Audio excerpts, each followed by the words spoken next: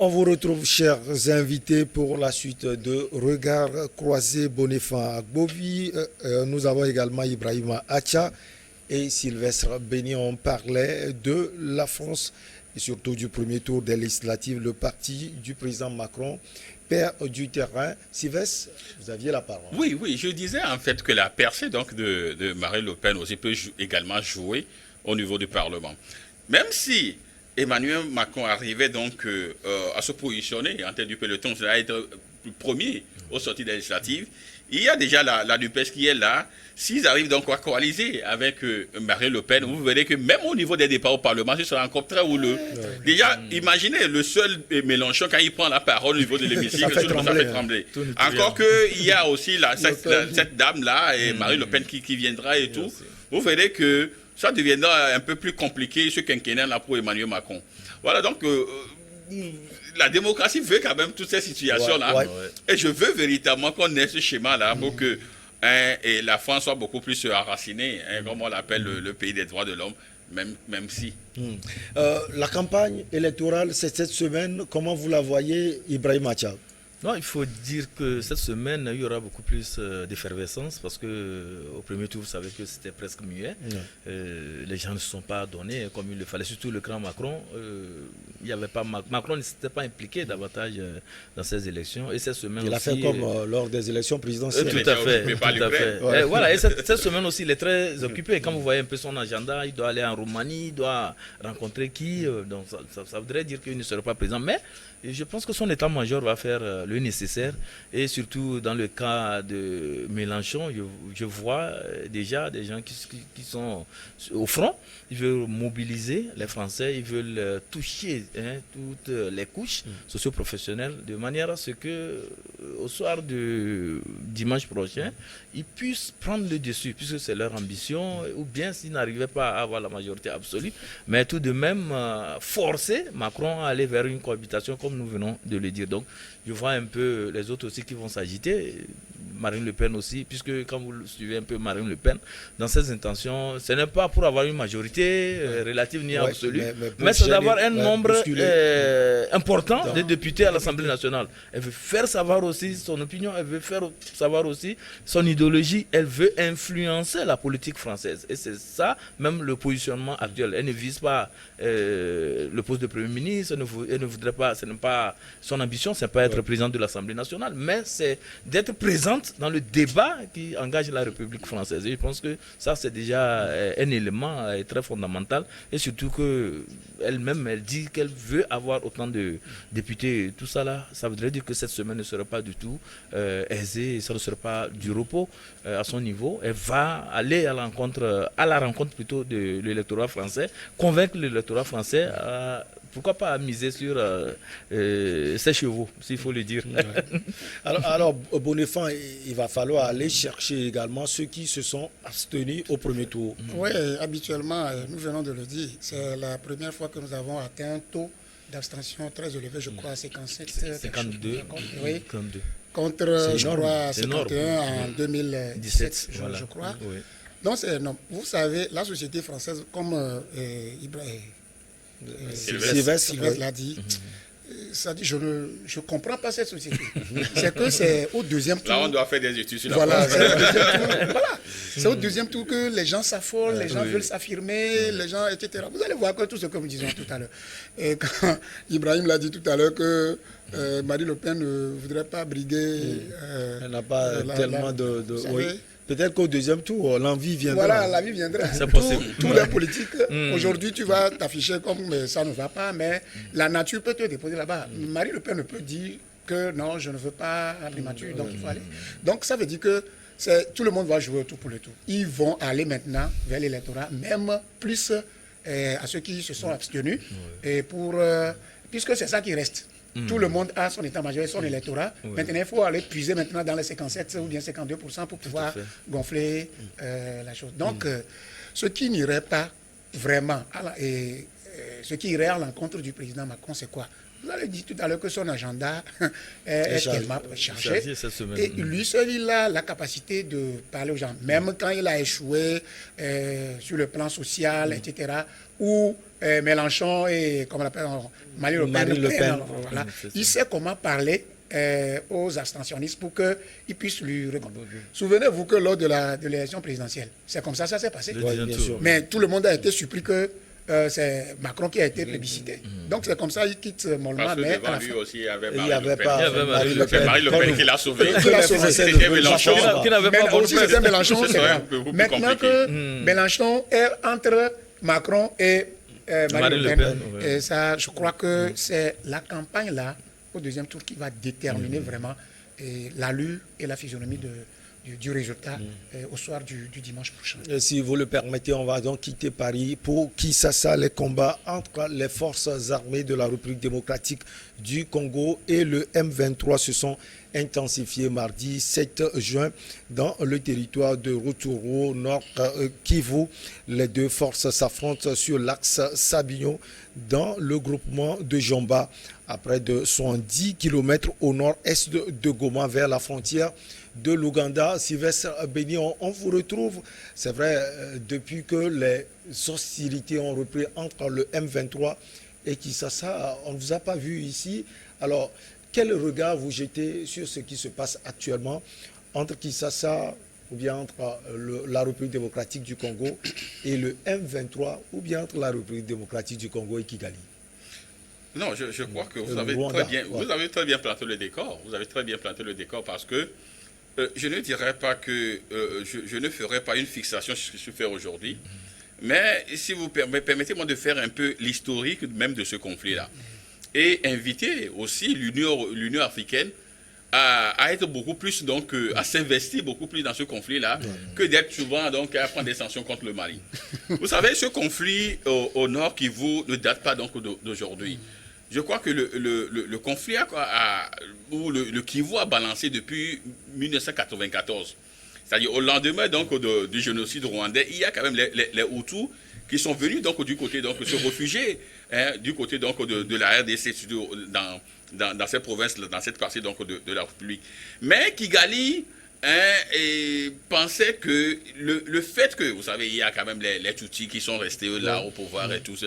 Donc le fait que les Hutus soient juste à côté donc, de la frontière, ils avaient quand même cette peur-là qu'un beau matin, une rébellion plus ne se lève un matin pour attaquer. Voilà. Pour attaquer donc Kigali. Et il y avait quand même cette rébellion là, encore avec le M23 qui est là. Mais ils ont pris, et c'est vrai qu'il y a un accord qui a été signé, l'accord de Kenya et tout, mais cela ne rassure pas. Et si on dit souvent que Kigali est souvent derrière le M23, je crois que même Kinshasa a raison, selon vous? Non, Kinshasa a raison. Kinshasa a raison parce que lorsque vous voyez l'origine donc de ce conflit-là, c'est juste pour essayer donc d'anéantir cette partie-là ou même de l'annexer. Ouais. D'anéantir cette partie-là pour que... Une partie très riche. Une partie très riche aussi, oui, en ressources minières. Oui, il y a également ça. Parce qu'il y a le coltan, je crois, ils ont tellement donc de ressources minières. Mais on a envoyé, ça fait, je crois que même les forces onusiennes qui sont là depuis des années, n'arrivent pas donc à maîtriser le conflit. Et à un moment donné, ils étaient même accusés donc de faire le jeu donc de la rébellion du M23. Même des généraux congolais ont été accusés de favoriser donc le M23. Et tout. Donc, je crois que ce conflit-là ne date pas... En moins de 24 heures, nous avons eu, je crois que j'ai lu, nous avons eu 130 ou 132 morts. C'est beaucoup trop, c'est trop. C'est trop, mais on peine quand même à régler ce conflit-là. Je ne sais pas. Vous pouvez... Kigali a peut-être raison. Parce que c'est pratiquement le même schéma que nous voyons aujourd'hui entre la Russie ou l'Ukraine. Parce que la Russie ne veut pas que l'Ukraine soit là et qui a naissé donc à l'OTAN et qu'un bon matin il soit attaqué. Voilà, donc c'est ce que donc Kigali a souvent besoin donc de nettoyer au moins ce territoire-là, donc pour avoir un peu de sécurité. Pour avoir un peu de sécurité. Et là, il y a des accords, il y a des pourparlers, mais ça ne finit jamais. Ça fait près de 30 ans. Près de 30 ans, au moins plus de 25 ans que ce conflit-là existe. Mais on n'arrive pas donc à trouver les meilleures formules, ne serait-ce que pour résoudre une fois pour de bon ce conflit-là. Et je me dis que c'est ce conflit-là même qui a fait venir au pouvoir Laurent Désiré Kabila, parce que c'est Kigali qui l'a financé à l'époque. Voyez-vous? Donc les hommes passent et tout ça, mais le conflit demeure. Et l'Union africaine, non, bon, la CDA, c'est encore d'autres. Et l'Union africaine ne dit pas rien. Il n'arrive pas. Même l'ONU n'arrive pas donc, à régler ce conflit-là. Voyez-vous, donc, et puis ce pays-là aussi est trop grand. Il est trop vaste et tout. Donc, je crois qu'il faut trouver des formules. Sinon, bon, ils ont encore repris, peut-être que encore pour des années, je ne sais pas. Bon, un bon matin, on va signer des accords de paix juste sur papier. 2 ans ou une année après, ils vont encore reprendre. Et c'est les civils qui sont tués. Parce que même la région de Béni aussi en subit également donc, des affrontements. Ouais, donc il faut quand même trouver une solution, que ce conflit-là soit quand même une priorité donc, pour la communauté internationale, pour qu'on puisse véritablement et quand même le régler. Mais vous savez, quand c'est mauvais aussi, c'est ce qui plaît également à certains, parce que quand c'est mauvais, on peut aller encore prendre quelques ressources minières. Ibrahim Acha, est-ce que la panacée, ce sont les affrontements ou bien les discussions? On a vu le président congolais de la RDC, Félix Antoine Tshisekedi, qui était allé voir son homologue du Congo-Brazzaville, Denis Sassou Nguesso. Il a haussé le ton, il dit que s'il veut la cohabitation, cela ne veut pas dire qu'il est faible. Peut-être qu'il a pris des dispositions. Oui, on va tout faire pour anéantir le M23. Est-ce qu'il ne faudrait pas discuter justement avec le M23, là où on a échoué? Parce que pour Kigali, c'est parce que Kinshasa aussi a échoué lamentablement dans la résolution de ce problème. Non, mais vous savez, il y a aussi ce que nous appelons l'orgueil national. Vous savez, chaque pays ne voudrait pas se laisser faire par des groupes armés ou bien des groupes terroristes qui veulent l'affronter. Et souvenez-vous, en 2013, les forces armées de la RDC étaient venues à bout de cette rébellion et ils ont chassé le M23 qui s'est réfugié vers l'Ouganda. Et tout récemment, il y a eu un rapprochement entre l'Ouganda et la RDC. Et c'est ça qui a réveillé les autres rebelles. Voilà, donc c'est ça qui a réveillé le M23. Les éléments du M23 se sont dit, mais vous nous avez chassé du territoire congolais, jusque-là nous sommes en RDC, nous sommes en Ouganda. Et le rapprochement entre l'Ouganda et la RDC voudrait dire qu'on est en train de signer leur arrêt de mort. Parce que aller jusque-là, ça voudrait dire qu'ils seront inquiétés, le groupe sera disloqué et tout ça là. Donc le groupe a senti cette pression, en tout cas cette envie de finir définitivement avec lui. Et non, ils ont estimé qu'il faille reprendre les armes, revenir et s'imposer dans la zone où elle a été chassée. Vous allez voir que les combats sont concentrés là où l'armée avait défait le M23. C'est là où les combats se concentrent aujourd'hui. Donc le M23 veut prendre sa revanche. Mais la question que nous nous posons est de savoir, est-ce que Kigali est directement mêlé à la chose? Nous saurons le dire. Mais selon les officiers... Selon les officiers congolaises et surtout les fiches de renseignement qu'eux-mêmes ils ont eu à distiller, ils ont fait savoir que les armes utilisées par le M23, surtout les roquettes de longue portée, ne peuvent qu'être que des armes rwandaises, c'est-à-dire venues du Rwanda, ne peuvent que venir du Rwanda. D'ailleurs, 2 soldats rwandais ont été entre-temps arrêtés, bien présentés à la presse. Tout à fait, et leur aveu aussi avait pesé lourd aussi dans l'appréciation que chacun faisait par rapport au financement du M23 et surtout les forces souterraines qui sont en train de soutenir ce mouvement rebelle. Mais Sylvestre a bien su de le dire. Quand on prend le M23, c'est uniquement des Tutsis. Et le pouvoir actuel à Kigali, c'est des Tutsis. Vous comprenez? Et donc, le rapprochement est vite fait et les alliances aussi ne peuvent être qu'évidentes. Parce que quand vous questionnez l'histoire des peuples, les Tutsis se sont toujours comportés en communauté, et lorsqu'un Tutsi de l'autre côté a des difficultés, les autres aussi, sont ici, oui, ils sont concernés, ils voudraient jusqu'au Burundi, bien évidemment, tout à fait. Donc il y a cet élan de solidarité et qui les amène à tout faire pour sortir leurs frères dans le pétrin ou bien dans quelle situation qu'ils sont. Donc ça aussi, ça peut être un élément qui puisse expliquer que les forces congolaises accusent directement Kigali de supporter ou bien de financer le M23. Mais dans tous les cas, vous parlez des négociations et tout ça là, mais moi je vous dis que pour le moment nous ne sommes pas à ce stade.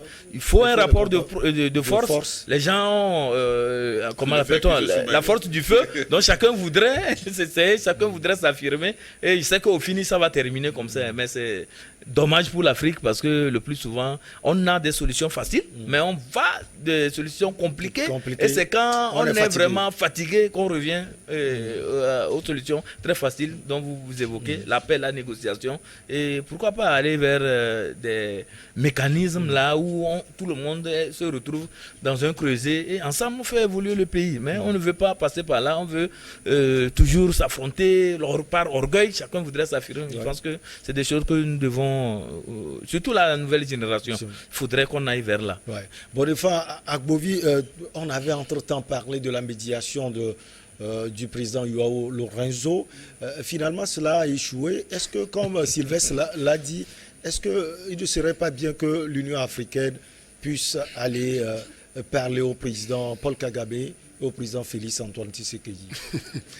Vous savez, comme le confrère l'a dit, une guerre qui date. Depuis, on entend parler de Tutsi, c'est dans l'enfance. Oui. Et ça veut dire que c'est plus qu'une trentaine d'années. Il y a un problème. Et écoutez, CEDEAO, bon, on laisse CEDEAO, l'Union africaine n'arrive pas à résoudre ce problème, même l'ONU. Bon, je voudrais aller dans ce sens plutôt que lorsqu'il y a un champ de bataille en Afrique, ça profite. Et Sylvestre a essayé d'ouvrir un peu ça.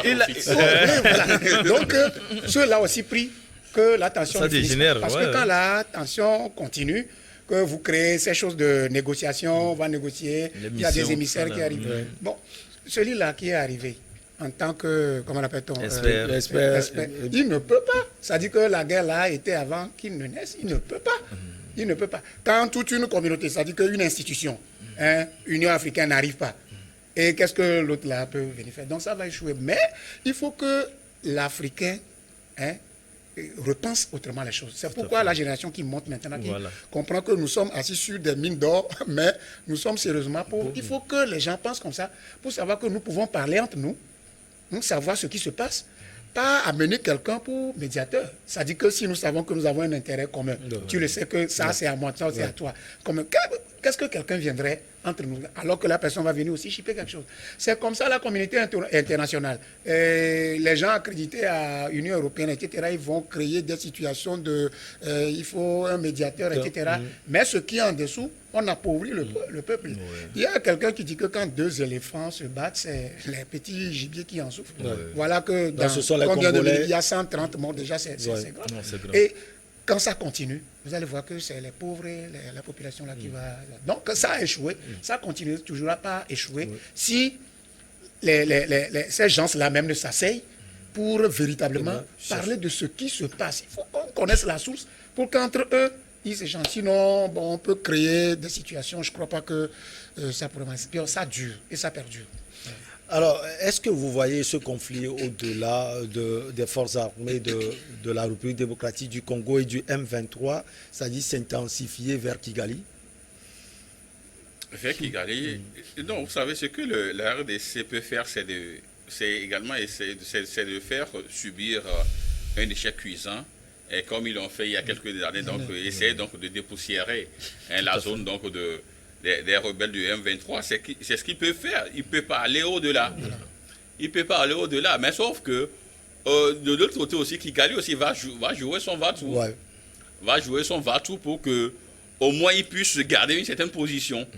Vous voyez qu'il commence déjà à tirer des roquettes et tout ça. Donc ça veut dire que en quelques années, ils ont quand même pu amasser donc des artilleries, des armes lourdes et tout ça, ne serait-ce que connaissant donc la force de frappe, d'autant plus qu'ils ont déjà subi un premier revers. Donc en revenant, ils vont quand même s'armer beaucoup plus. Donc c'est pourquoi je dis que ce conflit risque encore de perdurer, de durer. Donc c'est cela. Je crois que l'Union africaine peut le faire. L'Union africaine peut le faire, mais sauf que pris individuellement aussi, ces chefs d'État, qui n'ont pas aussi assez de crédit au niveau donc, de la communauté.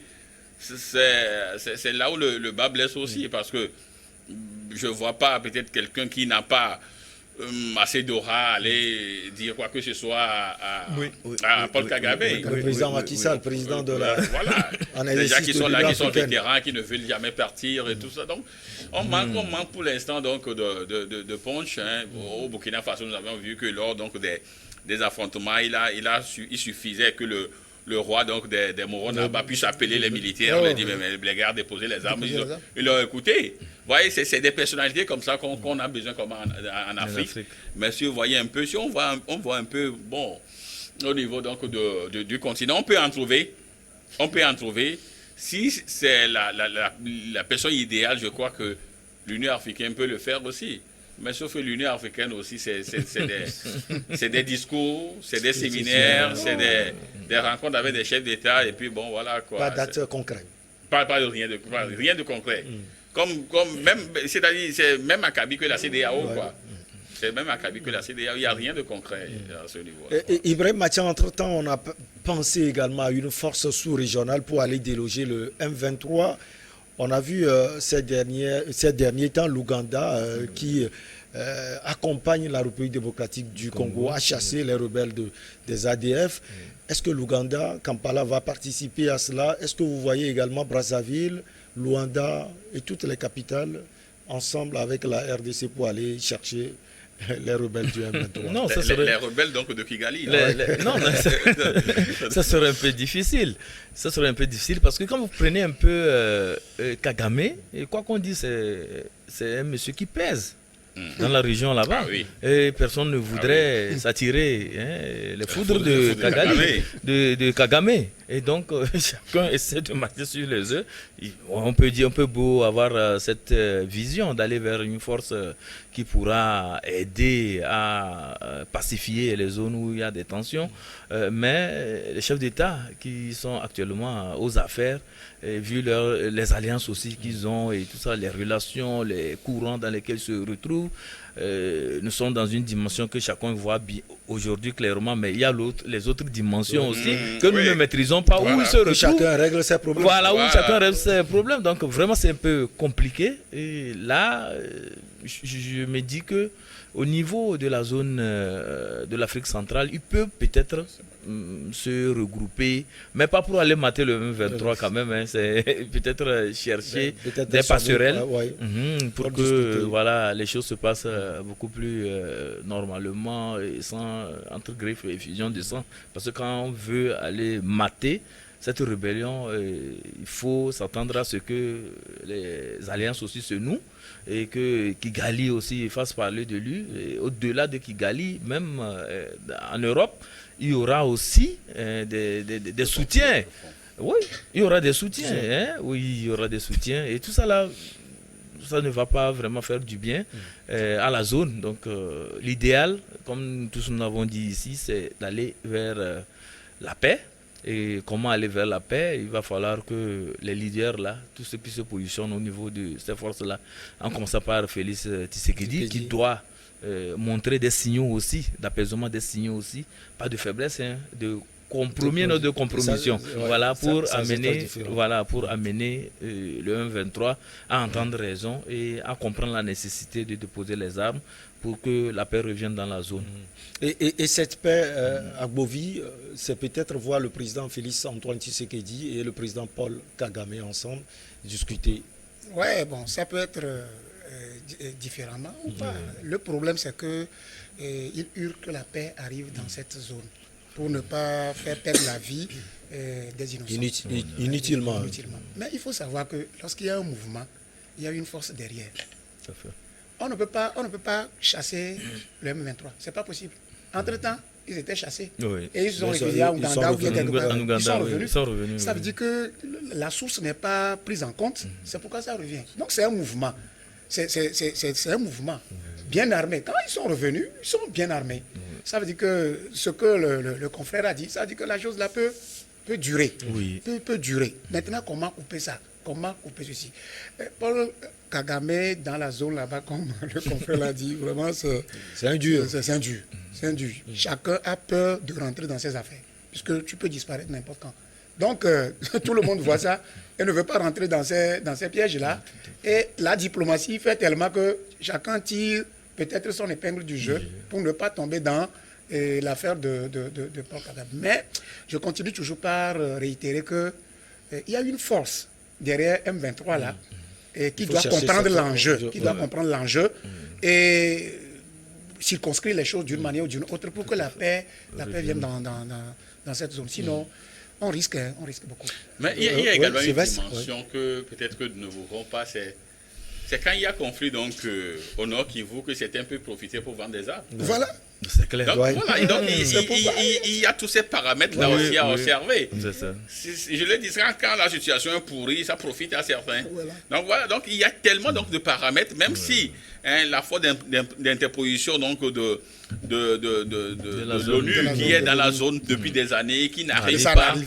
Et donc à ce qui considère quand même ce mal-là, je me dis que il faudrait quand même qu'on pense peut-être la chose autrement. Si Kagame et Tshisekedi arrivent quand même à se parler, ça peut avoir du moins des effets. Le temps donc d'aller en profondeur, de détruire les racines pour que la vie puisse recommencer de plus bien dans la zone. Mais si on doit garder l'option militaire, ça serait cyclique. Ça finira, mais des années plus tard, ça va revenir.